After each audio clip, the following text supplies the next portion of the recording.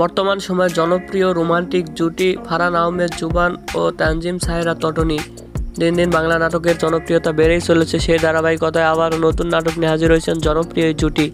নাটকটির নাম alien baby. এই নাটকটিতে অভিনয় করেছেন বর্তমান সময়ের আলোচিত অভিনেতা ফারহান আহমেদ জুবান ও আলোচিত অভিনেত্রী তটনি। এই নাটকটি রচনা পরিচালনা করেন মজুমদার শিমুল। নাটকটি খুব শীঘ্রই 21 জুন বাংলা ভিশনের ইউটিউব চ্যানেলে প্রকাশিত হবে। আপনারা দেখতে চাইলে অবশ্যই বাংলা ভিশনের ইউটিউব চ্যানেলে চোখ রাখুন এবং নিয়মিত নতুন নতুন নাটকের আপডেট পেতে হলে অবশ্যই চ্যানেলটিকে সাবস্ক্রাইব করে রাখুন। পরবর্তী ভিডিওর জন্য অপেক্ষা করুন।